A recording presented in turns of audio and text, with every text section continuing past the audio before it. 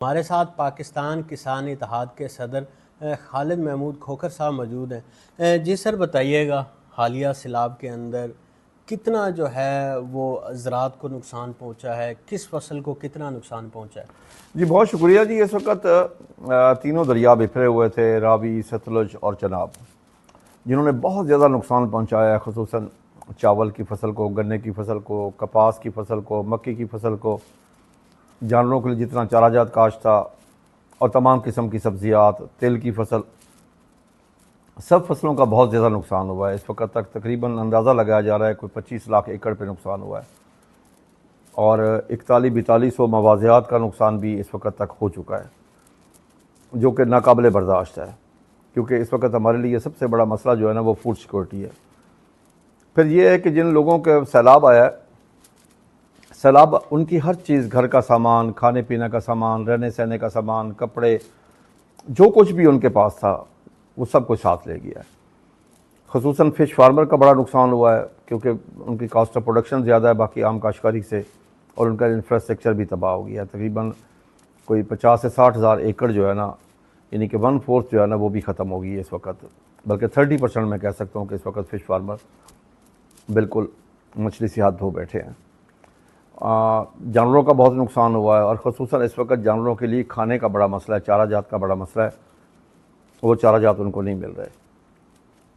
अगर आने वाले जो हमें चैलेंजेस हैं, वो चैलेंज ये है कि अगली फसल कैसे काश्त होगी, क्योंकि काश्तकार के पास तो कुछ बचा नहीं, ना उसके पास बीज है, ना उसके पास खाद है, ना उसके पास पेस्टिसाइड है, और ना उसके पास डीजल है, ना लेबर को पे करने के लिए उसके पास कुछ है। अब हुकूमत की एक खुशाइंद बात है कि हुकूमत ने ज़रूरी एमरजेंसी नाफिज की है, लेकिन उसके खदोखाल भी सामने आने चाहिए। इस वक्त फौरी तौर पे ये चाहिए कि तमाम MNA MPA सब के फंड्स बंद करके जितने तरक्याती मंसूबे सारे बंद कर दिए जाएँ, और सैलाब ज़दा इलाकों की तमीर नौ का काम होना चाहिए, और उन लोगों को खाद भी मिले, बीज भी मिले, पेस्टिसाइड भी मिले, डीजल भी मिले, लेबर चार्जेस भी मिले, ताकि वो फूड सिक्योरिटी का हिस्सा बन सकें, अगली फसलें काश्त कर सकें। काश्तकार और ज़राअत पहले ही ज़बू हाली का शिकार थी, इससे तो बिल्कुल इसने तबाही मचा दी, ये क़यामत सुग़रा थी उस इलाके में। और सबसे बड़ा जो मसला मुझे नज़र आ रहा है, क्योंकि मैं मुख्तलिफ़ इलाकों में गया हूँ, इस दफ़ा पाकिस्तानी कौम का वो जज्बा नज़र नहीं आ रहा। जिस तरह मुखय्यर हज़रात ज़लज़ले में, सैलाबों में निकलते थे, इस वक्त तक वो नहीं है।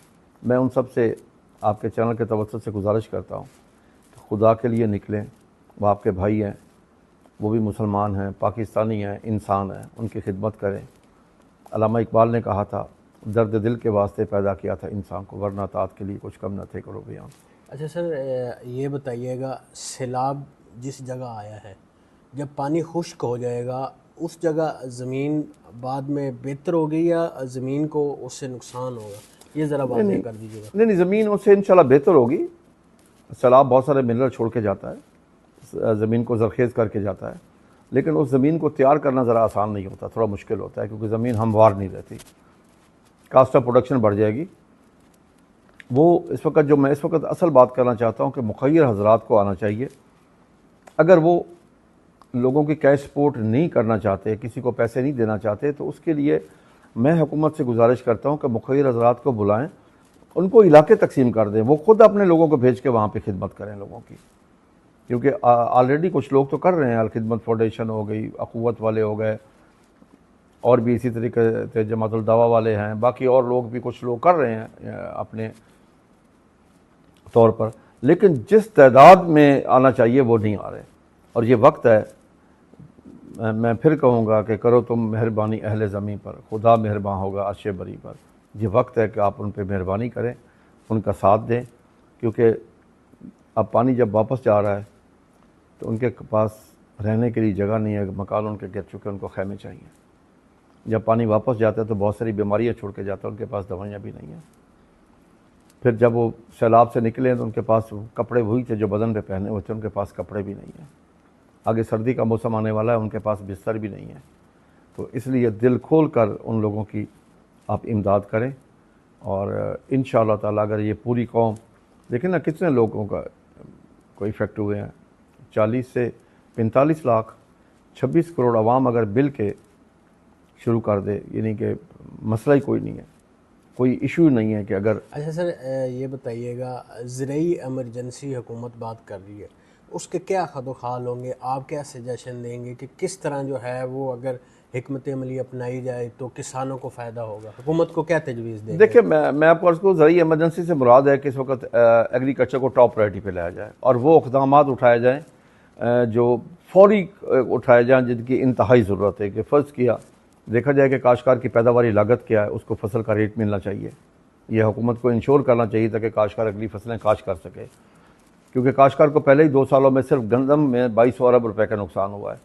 अब देखना ये होगा कि काश्तकार को वो किस तरीके से फैसिलिटेट करते हैं कि काश्तकार शौक़ से अगली फसल काश्त करे, उसको उसका मुनाफा भी नज़र आना चाहिए। बिजली के जो बिल हैं वो माफ़ होने चाहिए, टैक्सेस तमाम ख़त्म होने चाहिए, जो इनकम टैक्स लगाया वो ख़त्म होना चाहिए। एमरजेंसी में यही काम होते हैं सारे। खादें सस्ती हों, डीजल सस्ता हो, पेस्टिसाइड सस्ती हो, हुकूमत इस पर हेवली इन चीज़ों को सब्सिडाइज़ करे ताकि काश्तकार खुशी से अगली फसलें काश्त करें और इंशाअल्लाह ताला हम 6 माह में ही इस ज़बूहाली से निकल आएंगे।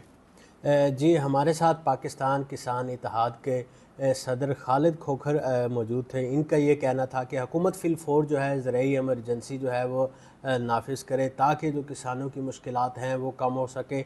लेकिन साथ ही इनका ये कहना था कि मुख़य्यर हज़रात जो है वो आगे बढ़ चढ़ कर हिस्सा लें। इस हवाले से हुकूमत जो है मुख़य्यर हज़रात को बुलाए ताकि जो किसान हैं उनको मुख्तलिफ़ इलाके जो है मुख़य्यर हज़रात को अलाट कर दिया जाए। किसानों को अगली फसल काश्त करने के लिए उनके पास कुछ भी नहीं है, उनको बीज फ्राहम किया जाए, उनको खाद फ्राहम की जाए, उनको पानी जो है वो मुफ्त दिया जाए और ज़मीन को दोबारा काबिल काश्त बनाने के लिए जो है वो तमाम वसाइल जो है वो हुकूमत फ्राहम करे। अगर इस तरह नहीं होता तो एक फ़ूड सिक्योरिटी का एक बहुत बड़ा बहरान जो है आइंदा चंद माह में जन्म ले सकता है।